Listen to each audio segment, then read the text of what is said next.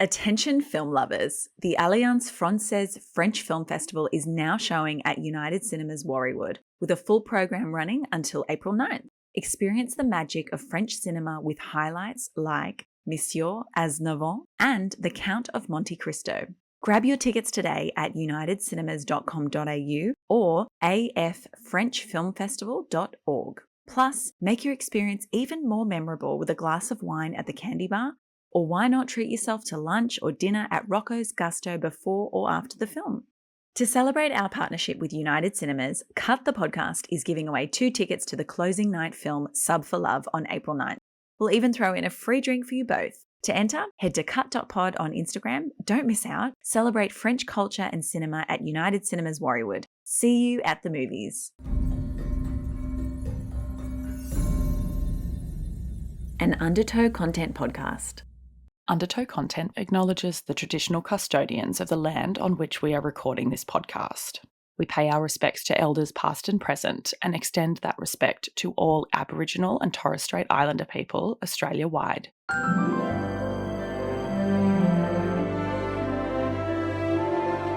Woohoo!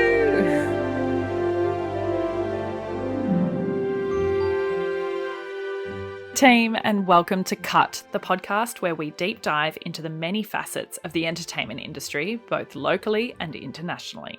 We talk to professionals of all levels, job titles, and genres to help you navigate this ever-changing business. We are your hosts, Amanda Brown and Nell Nacken. And it's our last episode of season 1. Oh my God, we made it. For our final episode, we are thrilled to have the incredible Julie Eckersley join us to discuss her journey so far and the exciting work she is doing with her new manifesto, Freestyle TV.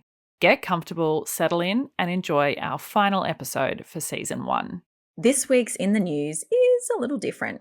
With Amanda having returned from LA recently and this being our finale episode in season 1, we thought a state of the industry chat would be a great recap to get us up to date on where things sit for everyone right now. We also want to provide a front row seat to what is going on at Undertow and how our journey is unfolding, so we are going to jump into a bit of that as well. So, Amanda, tell us about your trip.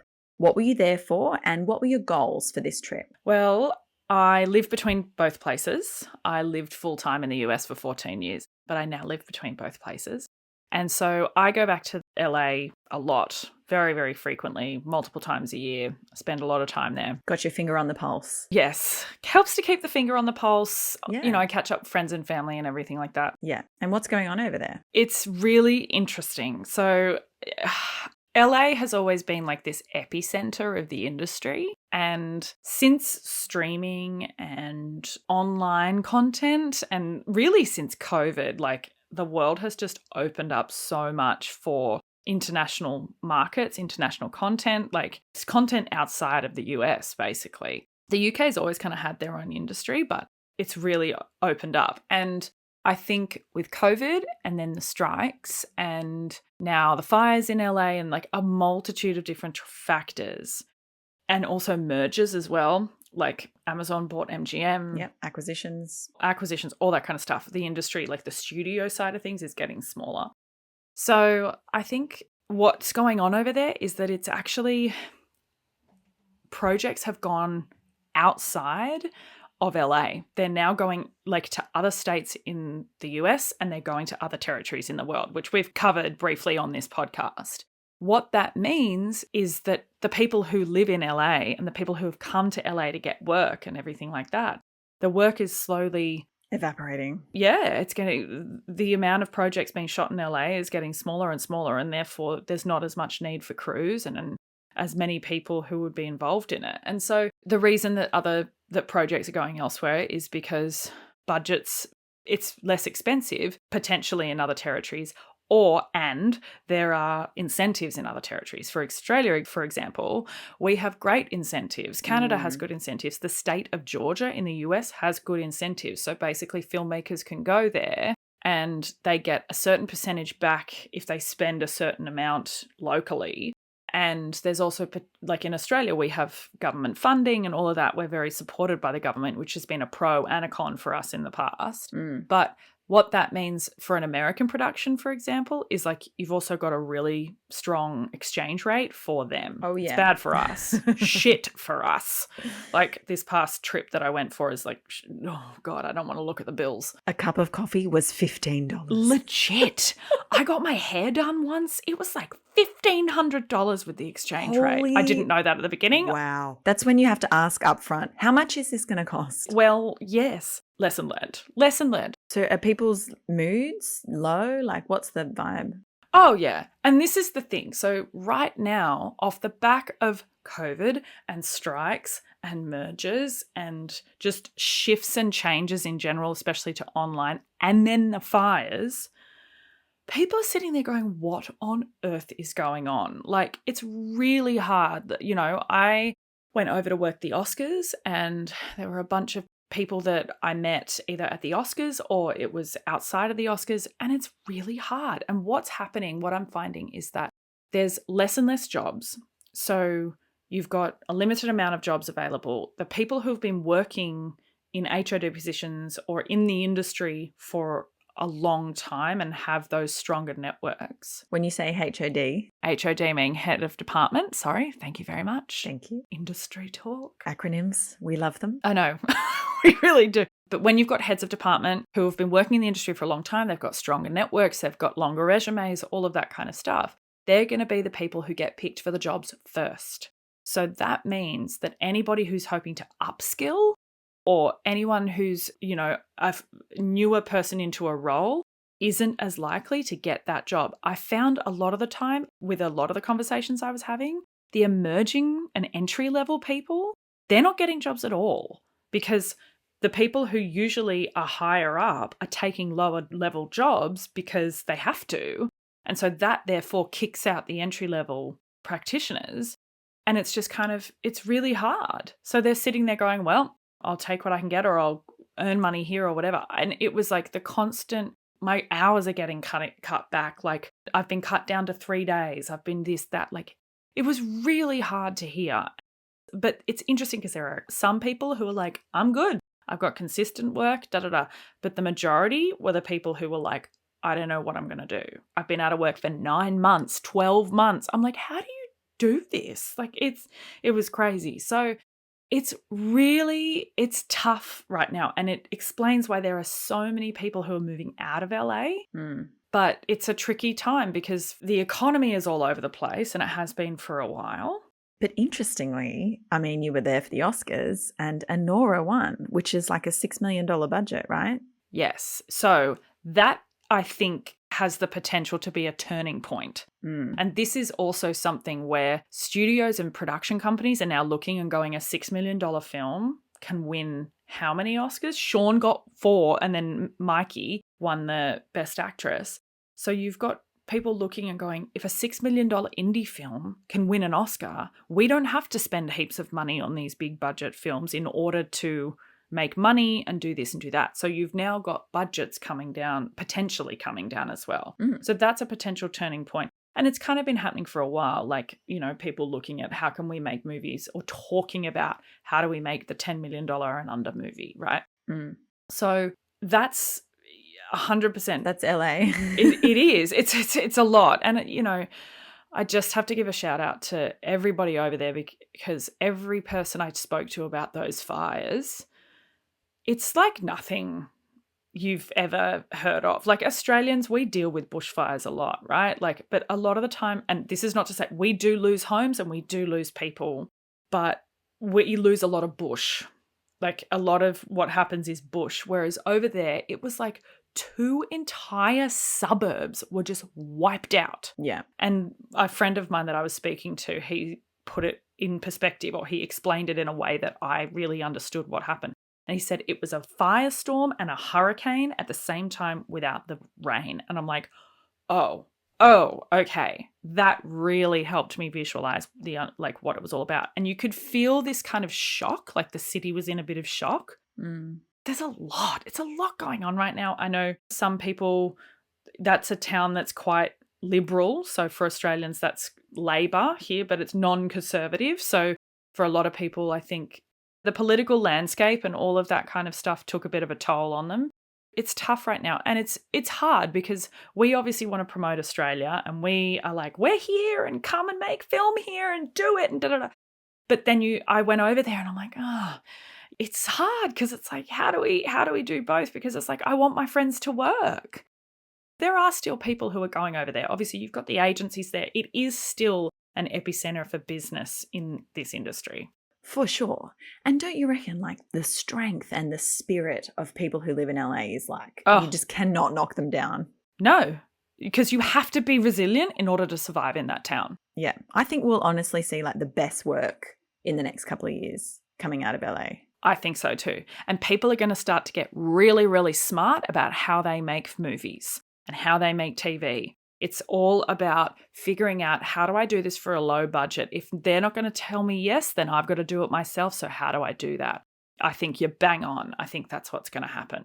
The other cool thing that's happening in the industry at the moment is like they just did the YouTube upfronts. Yes. I'm like, what? Yes. Like coming from a media background where it's like, oh, upfronts, I know what that means. But it's like, yes, tell me about the creator economy. Like what's happening there? So there was a webinar that I saw on YouTube, of all places, but it was for Strata and it was by this guy called Michael Cioni, and the title of it was, "Is This the End of Hollywood?" And he was talking about basically the creator economy and was talking all about the fact that Hollywood has always been this thing where, we've put a moat around us that is kind of like quality control. So it's like, best talent, best cameras, best this, da, da, da, da, da. Mm-hmm. He's come in and what he's talking about is the creator economy, like YouTube and all of that, alongside technology companies like Rode, the microphones we're using, but like Rode, they're basically catering to creators who don't have access to an Alexa Mini or a big camera. And, with iPhones now, people are shooting stuff on iPhone. So the access to technology in order to be able to shoot is way lower. Like you can shoot something on your iPhone, upload it, edit it yourself on an application that comes with your laptop if you're an Apple user, put it on YouTube and go. The access to being able to create content is just so wide open for anybody right now. So that in itself, it's like the entertainment industry, I think that feeds into what you were saying, is like the entertainment industry has to look at that, learn from that, and understand that that is what we need to start to adopt. There's always going to be blockbusters, and we want them because, heck yeah, we love that. That's the joy of filmmaking. But we also need to learn to adopt the low budget, how do we make watchable content for a lower budget with easier access? Because that's what the creator economy is doing, and they're beating us. That's basically what the webinar was saying. Yeah. And like we're also seeing the advertising dollars move to the creator economy. It's going from TV. Yes. I read that about the upfronts. Yes. Yeah. Oh, yeah. When I read that, I'm so not surprised, and good on them. Yeah. Because, if we look at the numbers, and we've talked about this before, the amount of people who are consuming content and watching things on YouTube compared to anything else, it's rising. And I think in this webinar series, it was saying 84% of people watch podcasts on YouTube. And the average American in 2024, I believe, bought 3 movie tickets. Ouch. So it's like, how do you compete? We have to adapt. So I think season 2, we should do this on YouTube. Yeah. Lesson learned. Yes, we're going to film and we're going to be on camera and we're going to look pretty, or maybe we won't. Who cares? Who knows? Yeah, watch this space. Watch this space. But yes, it's a really interesting time right now. There are a lot of people who are struggling in certain areas, but there are also places that are doing really well because of this. I think it's a cycle. Yeah. I know that there's been a push from the PGA in LA for the California government to introduce incentives. So that will be interesting to see if that comes through. But yeah, the industry is changing, and it has been changing quite rapidly over the last few years, and it's only going to continue to change. So watch this space. And the Oscars, how were they? Oh, yes. They were great. Loved it. 10 out of 10? Yeah, 10 out of 10. It was good. It was really nice. I think everyone was really happy to be there, and there was a big push to keep them on. I know that a lot of people were like, cancel it and like put the money towards something else, but it's like there were so many people who benefited from working the event. So, and that kind of was what it turned into is like LA is a gig town. The show must go on. The show must go on, but also LA is a gig town and these people rely on these gigs to pay their bills, especially right now. So it was good. And it was, the group of people I worked with, they're fantastic. And it's such an incredible group of people. They're from all over the industry. They've got all sorts of experience and they're smart. It was great. So shout out to them. Yeah, the Oscars was fun and it was glamorous and it was great. We loved it. Good. Okay. And give us the update on Undertow. Oh, yes, the Undertow update. So we are coming up to our second birthday, which is fairly exciting. And over the past couple of years, we've learned a lot. Pivot is like our code word, Bible word, mantra. I don't know, but it's really great. We EP'd 2 short films, one directed by Jess DaCosta and one directed by Lily Drummond. And they've both got into multiple festivals, which is fantastic. Lily's film won Emerging Director at Queer Screen Mardi Gras Film Festival this year, which is fantastic. Jess has done really well with her film. It got into St Kilda, South by Southwest Sydney. She had 2 films in South by Southwest Sydney, which was great. So supporting emerging directors, which is great. We produced 2 incredible panels at South by Southwest Sydney, one that sold out. We've launched the podcast. Hooray! Yay! We also produced and shot and released a national TV commercial for Vitamin Giant Nature's Way, which is fantastic. Really good. And then, just constant shifting and pivoting. And we've got more on the horizon. We've got a really full development slate, which is super exciting. We're building more in our industry development side of things. And it's all go. We're feeling the momentum. But it's been really interesting. I've learned a lot. I think we've all learned a lot. And I think it's just remembering that at the end of the day, to be kind and communication is the biggest thing that I've really learned is like clear, transparent communication will move us forward. That's the best way. Yeah, good. I was going to say, what's your biggest learning? Biggest learning is like clear communication is how we move forward, even if it is harping on about stuff. I also learnt that I am hard to please. What? My partner agrees. This is new information. You two know about this. It's good to have high standards. I mean, I think I have to as the leader of the company or one of the leaders of the company. It was like, I'm the vision. I'm the one who's like, this is what we have to do. If I'm hard to please, then fine. But at least I'll talk about it. At least I'll communicate. And, I think it's good to have a vision. It's good to have high standards, but it's really important to listen and to be open to feedback and open to collaboration because I cannot do everything. I do not know everything. I'm not good at everything. So it's really, really important. When you have a team for a reason. So that's been good too.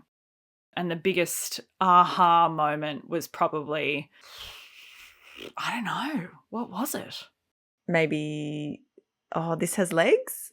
Yeah, I think so. Because you never really know, do you? You're kind of like, well. No, and I think, do you know what it was? It was at South by Southwest Sydney last year. We were there and we had 2 panels that were accepted and we produced. We had a film in the festival and we were shooting the commercial the same week, which we will not do again. That was so intense. Don't recommend. Oh my God.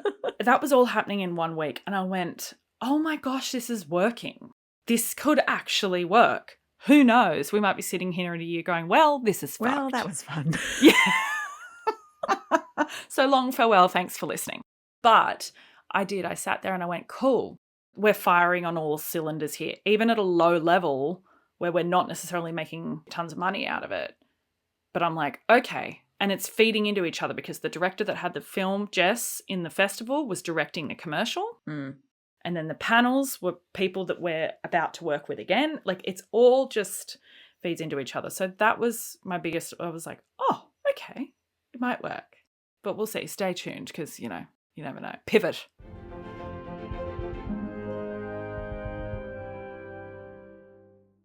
Hey there, Cut fam. We're thrilled to announce that Undertow Content has launched an exciting new webinar series, Pitch Please, a data-driven blueprint for pitching your projects. It's 5 Zoom sessions over 5 weeks presented by 5 top-tier industry experts, sharing the insights and strategies you need to sharpen your pitch and unlock bigger opportunities. After our sold-out South by Southwest Sydney panel last year, we knew we had to bring you more on data, marketing, and the starting with the end approach. So we're diving deep into those topics with a blueprint guide to crafting pitches that meet industry standards.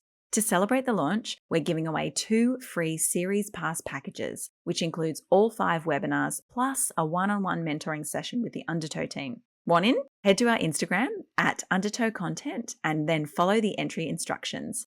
Entries close midnight 31st of March. Full entry details and the T's and C's are on our website. Let's elevate those pitches together. Good luck!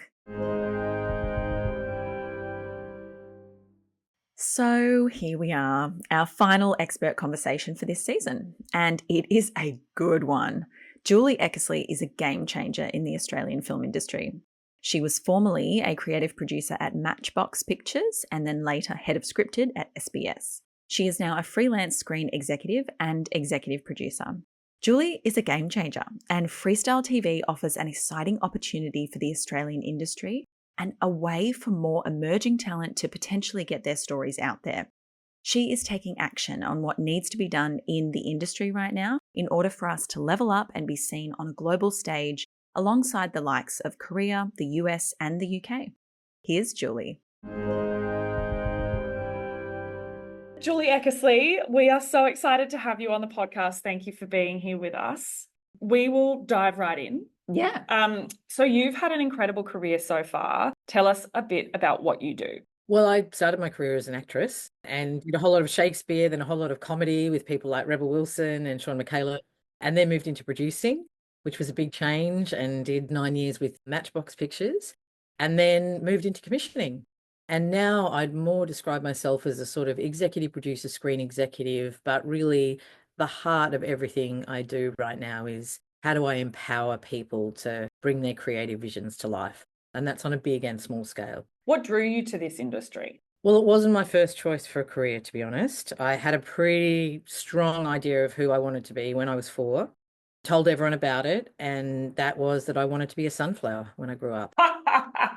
Was pretty dedicated to it. I feel like that's your energy too. Yes. Like, I love that for you. I love it. Yeah, well, I was like, I'm going to be a sunflower because I want to smile all day. I'm going to be good at it. But, around 5, that changed a little bit. And acting got under my skin. I remember the first time being on stage, singing Thumbelina in some crazy costume. And I just had this feeling of like me and the audience and a conversation there. And I was hooked.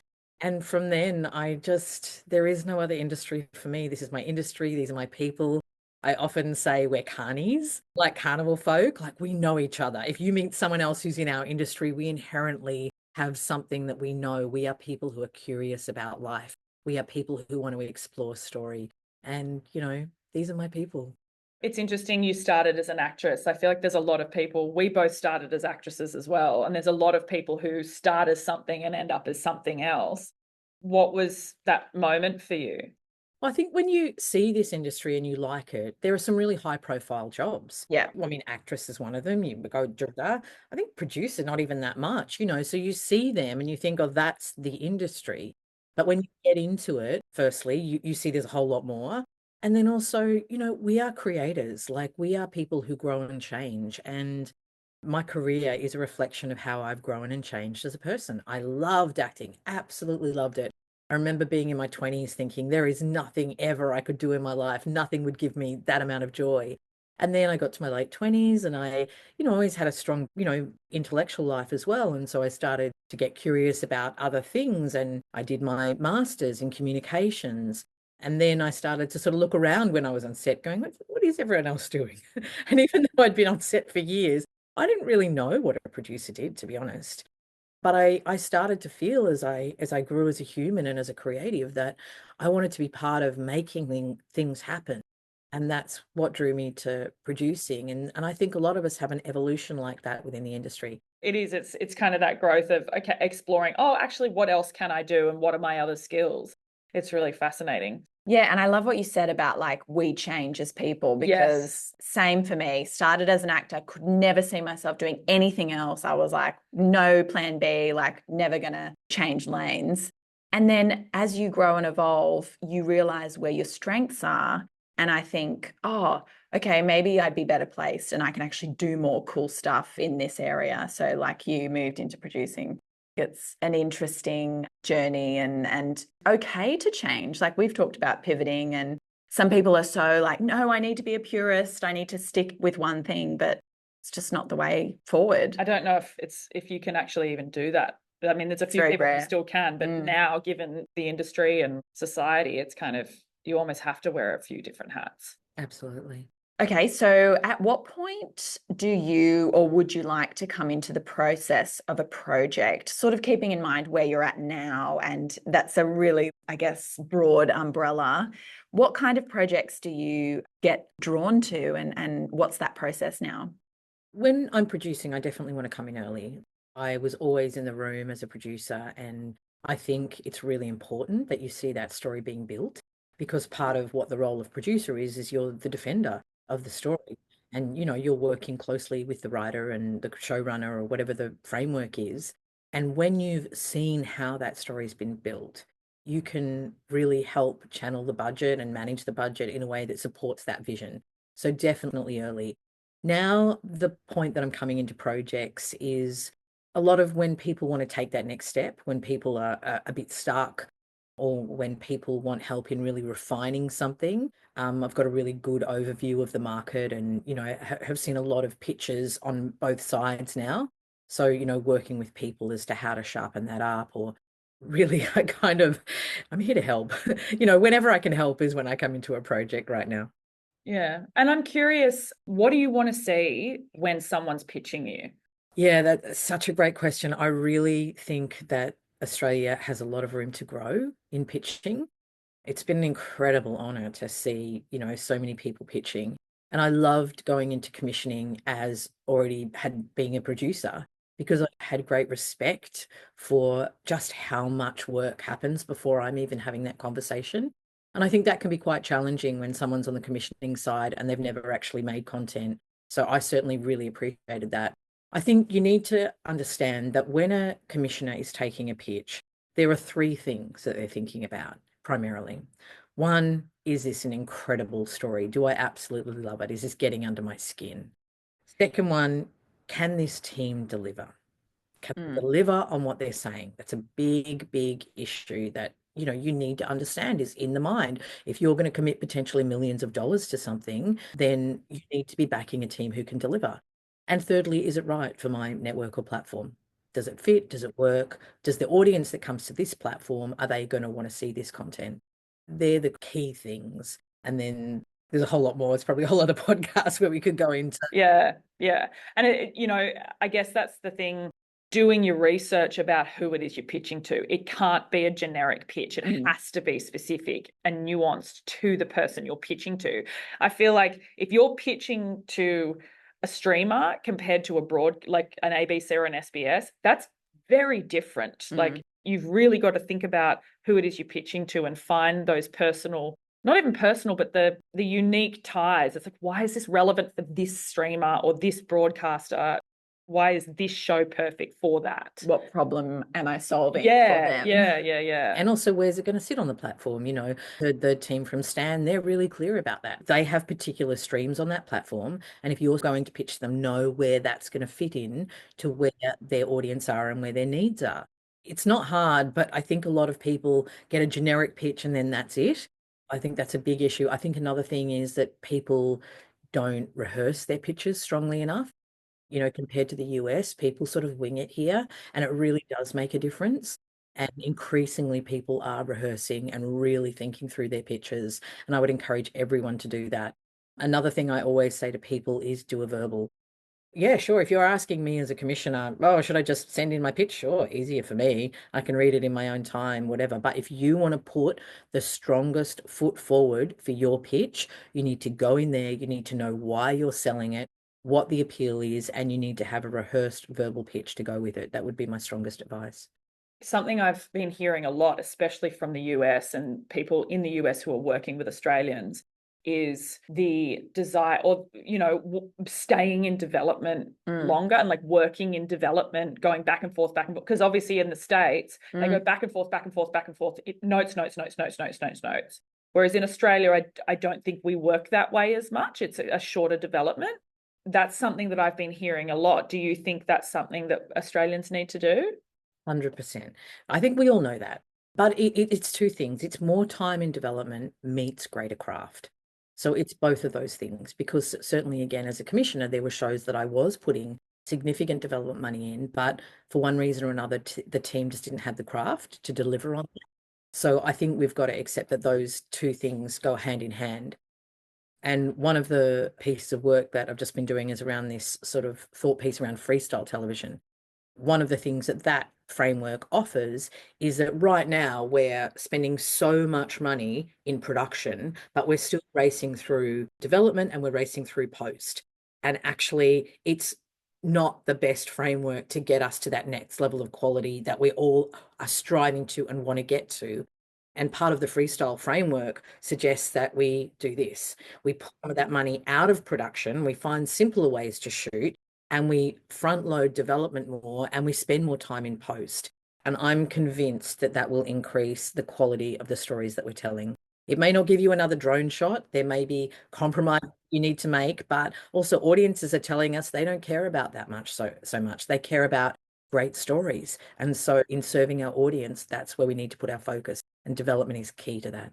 I really want to talk about the work that you've been doing recently. So tell us how that came about, how you and your co-author came together to write it. Yeah, really keen to know more about where that came from and what you hope to achieve with it.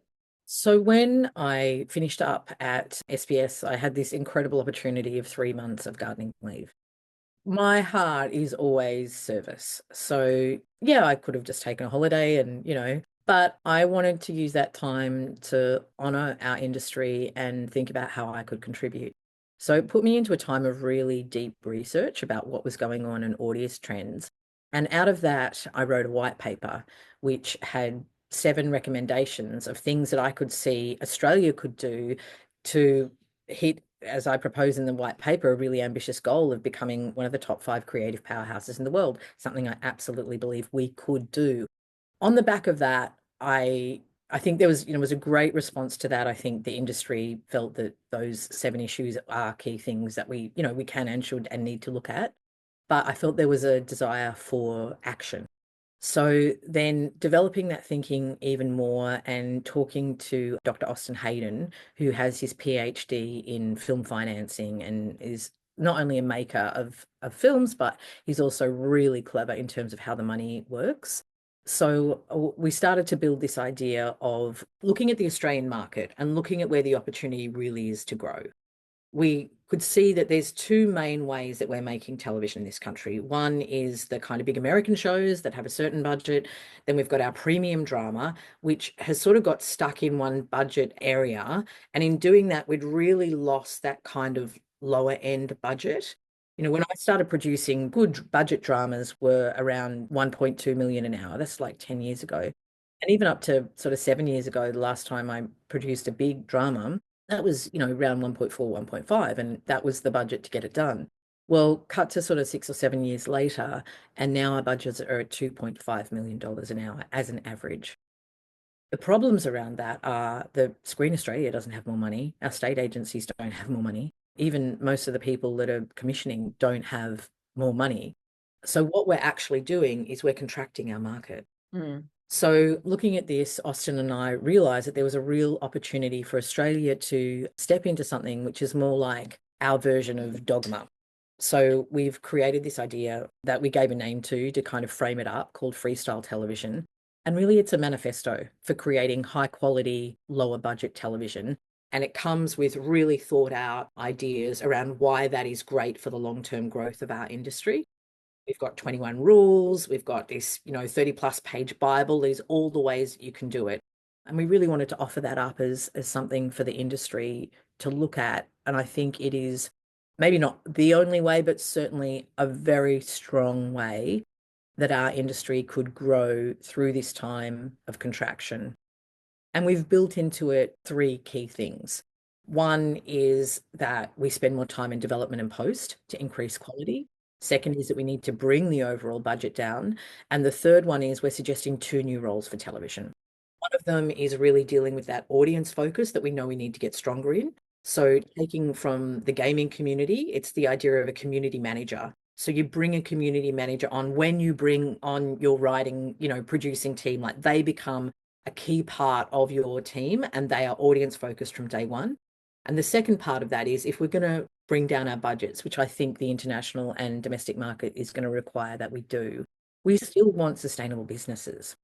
There's a whole lot of growing opportunities in the long tail of stories that we're not maximizing at the moment. In fact, Dr. Austin suggests that there are millions of dollars being left on the table by producers in not maximizing the long tail.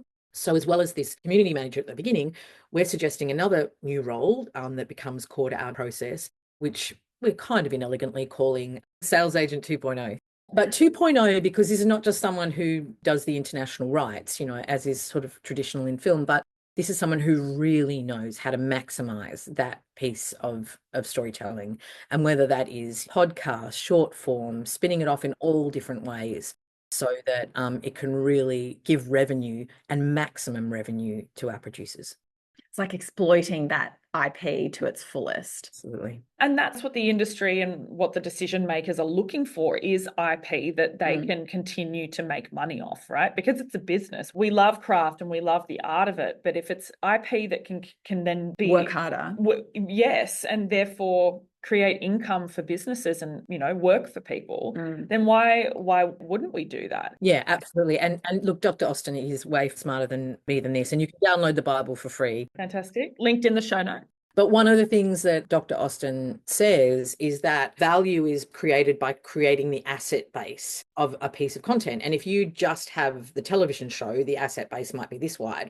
But if you can create additional parts of it, you increase the value. And then if you extrapolate that to Australia, if we learn how to broaden the footprint of our shows, or if we can bring this freestyle element back into our 3 tiers of shooting. So you've got the American shows, you get a certain pay range for that. You've got the Australian shows, that's in a certain bracket. And then this more foundational element. If this means that our commissioners can commission more shows because they're at a lower price point, it increases the overall value of the Australian screen industry. Absolutely. It's so wonderful. And I think it's so needed for where the Australian industry is at now. And I sound like a broken record every time I talk to people, but the moment is right now for Australia. Like not just in terms of productions coming and shooting in Australia, but Australian content going overseas and actually hitting those audiences.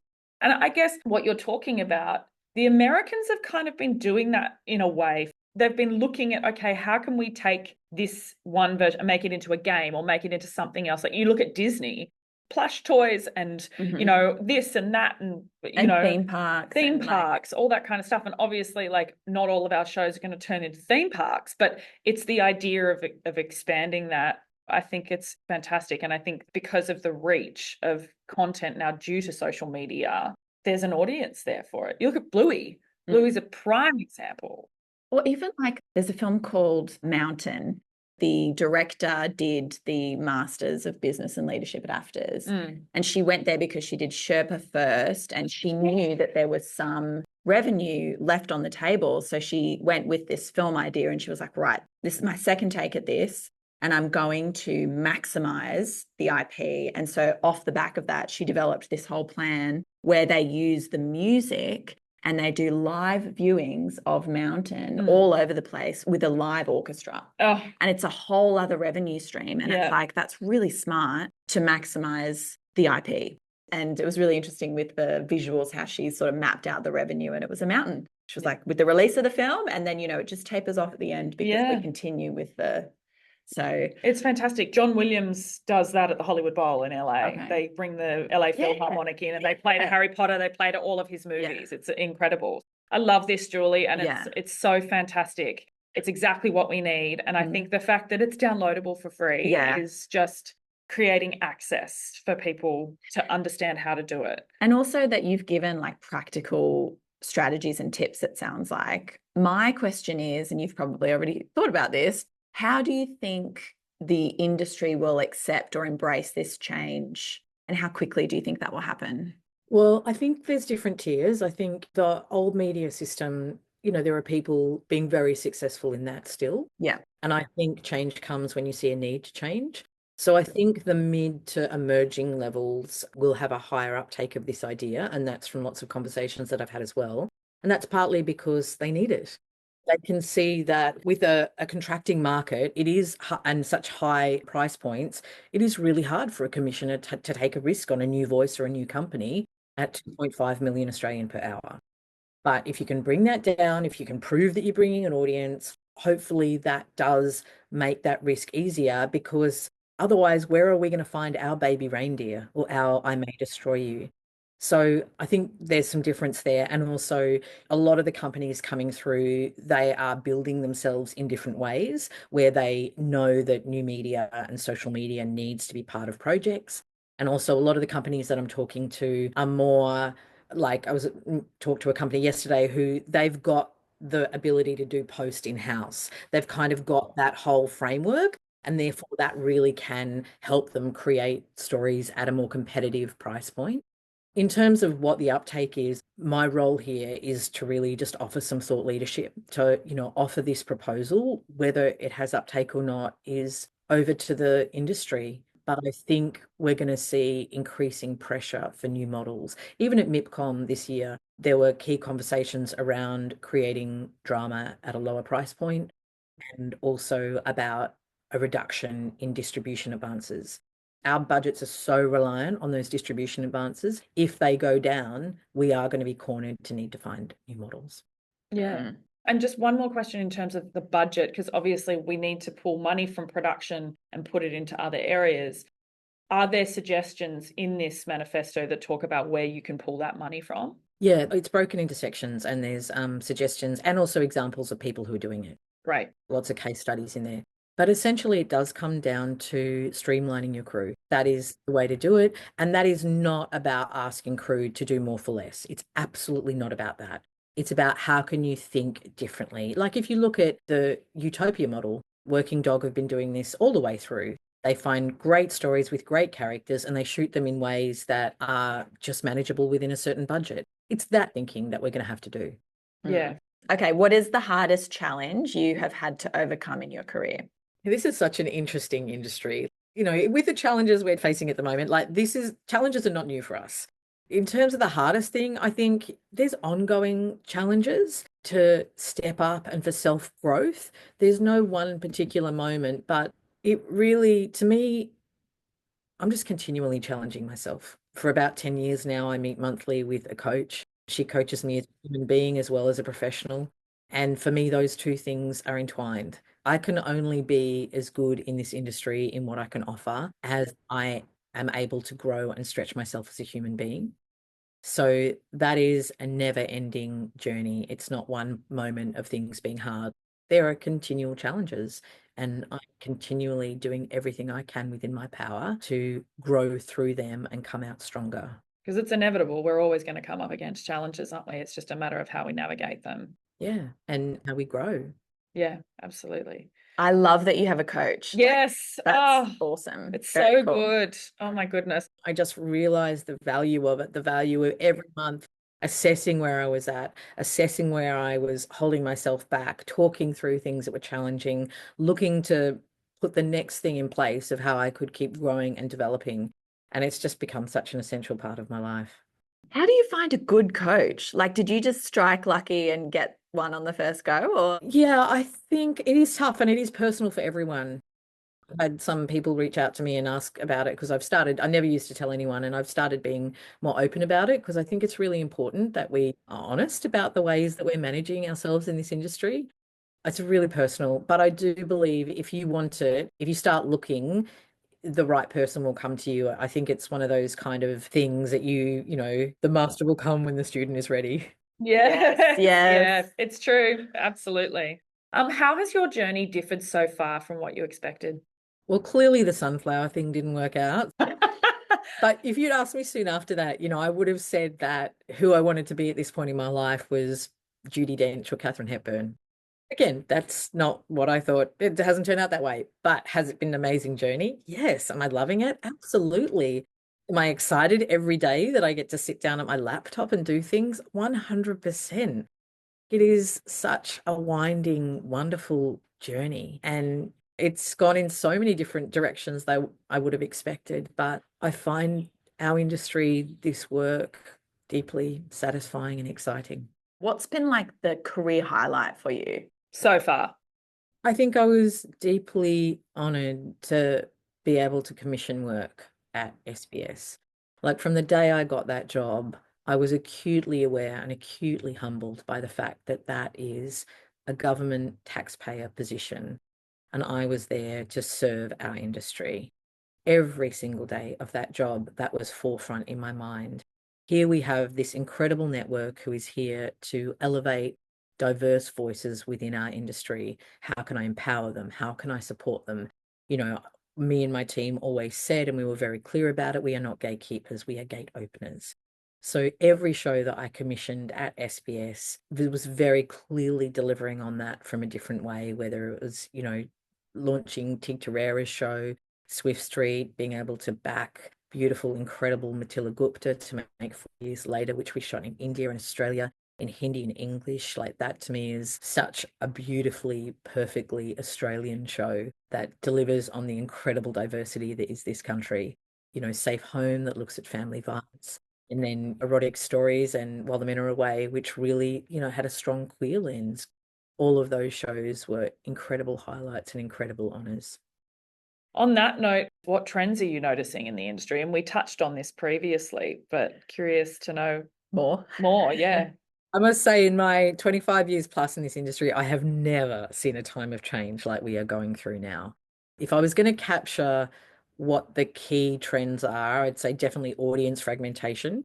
People are watching lots of content in all its many forms. That's a pie. The pie is now being divided up quite differently. So, where a lot of that used to be television, well, we now, particularly that broadcast television's smaller, streaming's in the pie, but then we've got these growing pies of YouTube and TikTok. So that audience fragmentation and how we engage with that is massive. I think you've got hot on the heels of that sort of the death of television. I mean, more broadcast, and people speculating that there will come a time where broadcast is actually turned off or it doesn't become sustainable. That might be some years away yet. I don't think it's happening imminently, but that is a really significant change. The rise of user-generated content and what that means. And I think also what audiences are telling us in that they really want authenticity and they want community. And they will forgo some of the shininess to have that sense of community and authenticity. So how do we respond to that as creators? The arrival of AI, massive. We're grappling with that, but that is enormous. And I think probably the birth then of the creative entrepreneur and what that means and how we engage and how we build careers in the world of new media. We hosted a panel recently called The Creative Entrepreneur, thanks to your recommendation. You are a really strong voice in the Australian industry, and something off the back of that you've mentioned a lot is the creative entrepreneur and the idea of it. What is the creative entrepreneur, or what is a creative entrepreneur in your mind? And creative entrepreneur is not essentially a new thing for our industry. We've always had to hustle and move and, freelance and all those sorts of things. But I think there's a muscularity and a sense of focus that you need now if you want to build a creative career. So an entrepreneur is someone that breaks new ground essentially. And the creative entrepreneur is breaking new ground and is also building for themselves a sustainable business. I think there are less and less jobs in the industry. So if you want to be in this industry, how do you come into it with that sense of entrepreneurship? How do you develop new skills? Where do you see opportunities? How can you create sustainability? And I think also it requires us to broaden our skills base. I had a talk with Evan Shapiro recently, who's an incredible leader in this space. And if you're not following him on LinkedIn, you absolutely should. He had a really successful career at NBCU, and then he left there and he's reinvented himself as a creative entrepreneur. And I said, how did you do it? And he said, it was really tough. I had to learn a whole lot of new skills. I had to rethink what I was doing. I had to pivot. But he said, on the other side of that, he has the most satisfying, most successful career he has ever had, and it's on his terms. That is the power and opportunity and challenge of being a creative entrepreneur. Yeah. And we've talked about this before. It's the way that you think about a business. Like when I started Undertow, it was I need diverse revenue streams. In order for us to make the content, we've got to have Cash flow. And it's kind of the same when you're a creative entrepreneur. It's you've got to diversify your revenue streams in order to have that sustainable career. I think diversity of income streams is absolutely essential. And that's part of that long tail idea that we're talking about. And I think that the new production companies that are coming up will see that they can't just rely on television anymore. That model died in feature films, over 10 years ago in Australia. I think, sure, have features, sure, have television, but you're going to need a whole lot of other elements to keep your business sustainable. Yeah, absolutely. So the Australian industry has a huge opportunity to grow in a way that it hasn't in the past. What do you think we need to be able to take advantage of that opportunity? Yeah, I mean, this is such a time of challenge, but in challenge, there is always opportunity and really exciting opportunities. I guess the summary of the 7 areas I identified in the white paper were thought leadership, and that's really coming together with action planning, identifying the issues. Significant change doesn't happen by chance. We actually need to think it through. Then audience engagement, training ourselves, getting rigorous at how we look at audiences, how we engage them, and really rethinking and deepening that would be another one. Obviously, the technological innovation, AI, but also, virtual reality and the way of immersive storytelling, which is just going to keep growing. How do we get on the front foot with that? Craft excellence, always something that we need to keep working on because it all is going to come down to great stories at the end of the day, no matter what the platform is, how short or long the content is. Sustainability that we all need to be thinking about, diversity and inclusion, which I just think is such an interesting one for Australia because we are one of, if not the most successful multicultural country in the world. And if we're looking at our export potential, like really stepping into that incredible diversity that again is so key and fundamental to the under 35 audience, how do we really make that part of brand Australia? Sure, you have the outback element, but there's a whole new element of diversity that is really, there is an audience for it, and we are not maximizing it. We are not elevating it. We are not making that part of our identity. And that's such an opportunity. And on that, I think we do some really good marketing of come to Australia, but we are not yet marketing ourselves and our content collectively internationally. And I think as that marketplace becomes more and more crowded, I think we're stronger together. So we've got some incredible international successes like Bluey, Colin accounts, the 12 high countries doing gangbusters. Territory. Yeah, that's right. But it's not creating a rising tide. And part of that is a really interesting reason. And I started to look into marketing to try to work it out. There's this book called The Long and the Short of It. And they have this sort of fundamental marketing idea, which is that 60% for any brand, 60% of your marketing needs to be just generally on the brand, and 40% can be specific. So say you're Coca-Cola, 60% is just like, Coke's this thing. It's really cool. Girls in bikinis, beaches, the feeling of it, right? And 40% is, and now here is this kind of Coke that you want to buy, and it's going to quench your thirst, and it's called Coke Vanilla or whatever it is. And if you extrapolate that to our industry, we're just not doing any of that 60%. There's no body or collective that is overseas saying, these are Australian stories. This is why they are great. And we're not even really doing it within our own country. And so we're really behind on our brand recognition. And you look comparatively at a country like Korea, I believe Korea has marketing presence in 3 continents in the world. The opportunity that Korea has created for themselves comes back to that thought leadership. They saw the opportunity and they have curated it. And that's a real opportunity that we are missing right now. Do you think that's because we're confused about who we are as a brand, like Australia, the brand, or our content? Do you think we're confused about what our identity is? Yeah, confused is a really interesting word. Because we're this amazingly diverse culture, but are we promoting ourselves that way? I find when... Are we promoting ourselves at all? Well, that's my question. Because Nell and I both lived in the States for 10 to 14 years. And a lot of it was a stereotype that is marketed over there. But we're actually really diverse. And we're not that a stereotype isn't diverse, but it's, I feel, is there some confusion about who we are so we don't know how to market ourselves? Yeah, I think we haven't updated who we are. Yeah.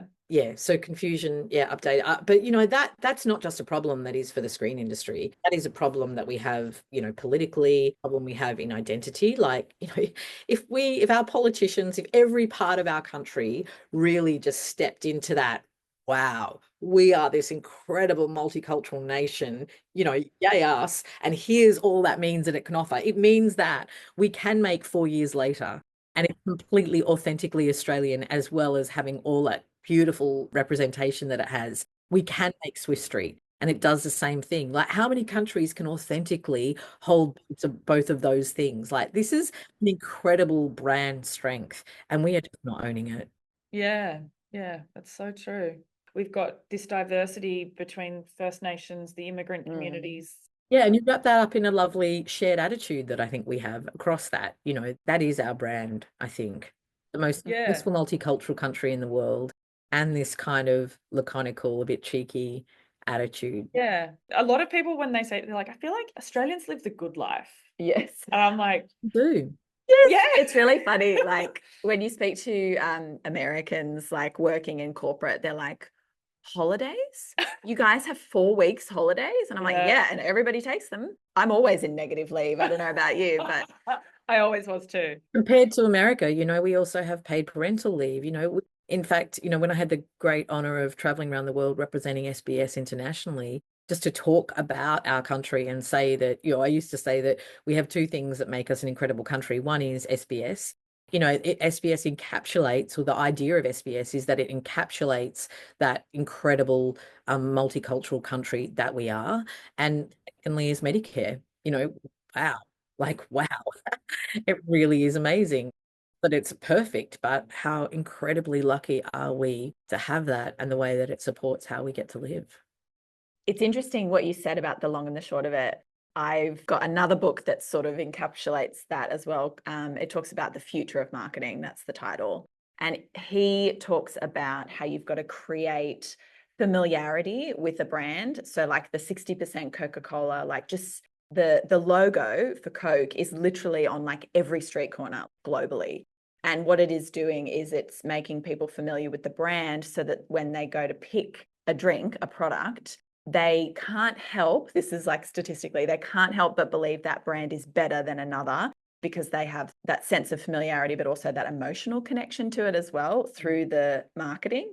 And then that other 40% is the speaking about the benefits and like the specific, why should you pick Coke? And, you know, it quenches your thirst and all those sorts of things. There's a really great example of that around coffee too. You know, when they wanted to bring coffee into new countries, they made coffee lollies. So they gave people that sense of familiarity to it before they actually got to choose whether they wanted to have a cup of coffee.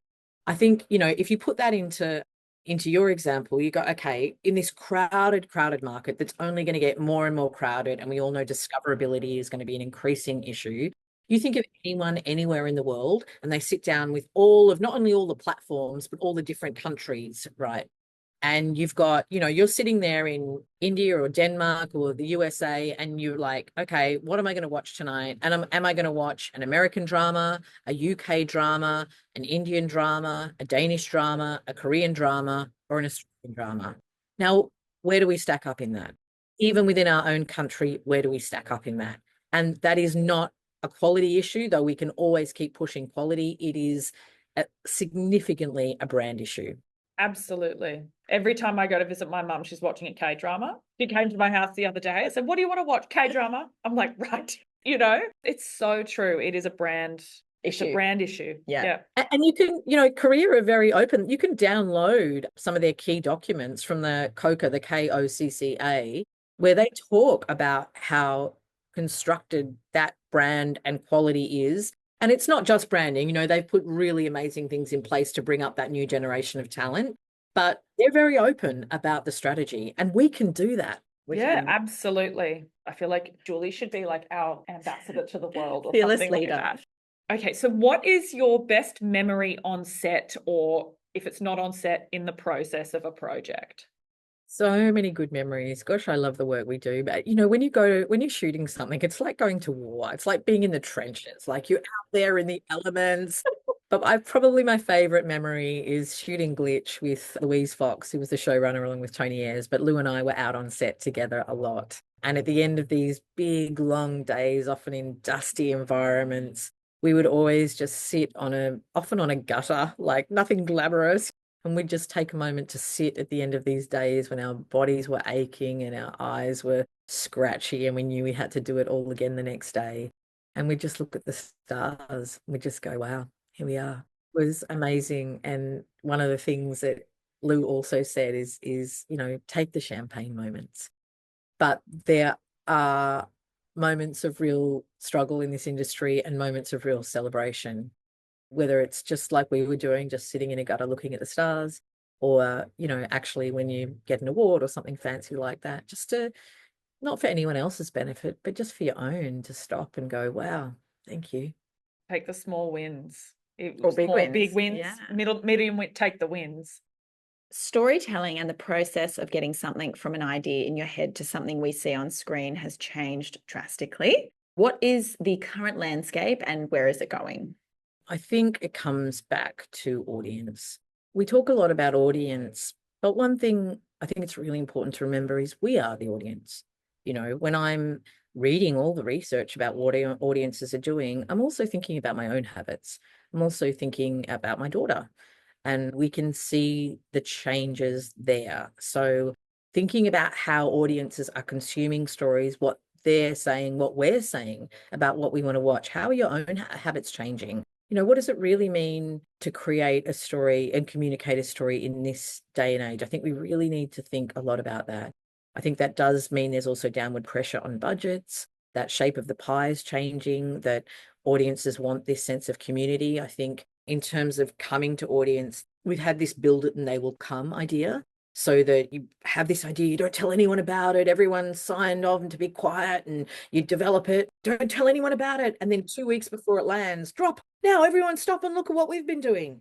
I'm not sure that approach is going to work moving forward, because again, coming back to that attention pie, you're up against a YouTube channel where that same audience member has been getting daily videos or weekly videos from that person. Plus, when they write in the comments, that person writes back to them. And so when I'm thinking about something that might look big and shiny, but I have no relationship to, or spending my time with this person who's literally just talking to camera, but I know and I like and I have a relationship with, it's really confronting, but it's a game changer. So again, as to how and when we develop our stories, we need to think about that. Great stories still rule. Like, it is absolutely about great stories, and that goes without saying. This is not about not telling great stories, but it's just about really looking at how and where we tell them. What's your superpower? I've got a bunch. Wonder Woman. I think getting things done. I'm good at getting things done. I am a woman of action, and also I am a lifelong learner. I love learning. I'm not afraid of it. I keep pushing myself. I keep going places that I haven't been before. And I think that served me really well. And I think I'm good at being true to myself. And I think I'm getting better at that as I get older. Like, I do listen to my heart, and I respect that. And I respect that in others as well. I'm really glad I've got that quality as a human. That is a superpower. And it's a hard superpower to have and to hold and to develop. So that is a superpower for sure. What's one bit of advice that will actually help our listeners move their career forward? And how can people get in touch with you? And what do you want to see from them when they do? I recently had the great honor of giving a talk to some students who are graduating. And so I was thinking a lot about what can I offer that's of most use. And I boiled it down to what I'm now calling my 3 golden rules of having a sustainable career in this industry. The first one is give more than you can get. I think that's really important, to not walk through life going, who can give me a job? Who can give me this opportunity? And this comes back to this creative entrepreneur thing as well. Going back, how can I offer value? Where can I offer value? I think that's really important to have a sustainable career. Secondly, take continuous action. No one is going to turn up on your doorstep and offer you a job. So how can you be growing every day? How can you be taking action every day? I have a list of 5 things. I write the 5 things I'm going to do that day. I work my way through them. Whether a lot gets done or not a lot gets done, I actually can see how I am moving forward on everything I want to move forward on every day. That is really, really important. And the third one I would say is be kind. We need each other. This is not a solo industry. This is a team sport we're playing. And, it's also a very gossipy industry. So good news travels fast and bad news travels fast. So, and also, why wouldn't you be kind? Just be kind. Just a better way to live.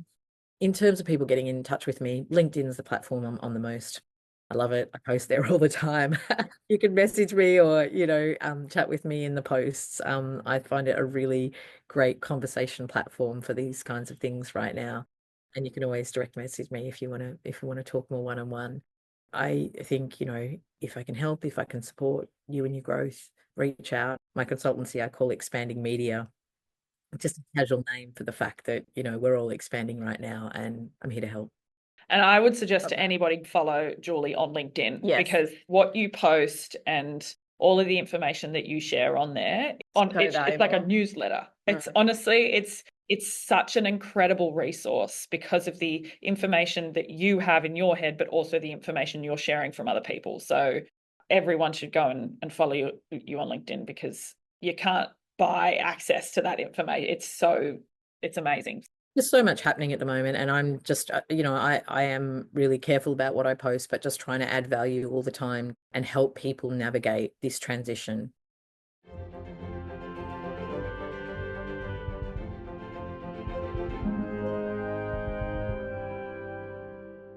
That's all we have time for. Hit subscribe, the little plus button at the top of your screen when you get your podcasts. Just hit it. So you don't miss the next episode. And also give us a review. We need some more of those, guys. Thank you so much for stuffing us in your ears. We'll be back soon with season 2, but we didn't want to leave you hanging, so we'll be dropping a few more of our special Launchpad series featuring some faces and voices to watch.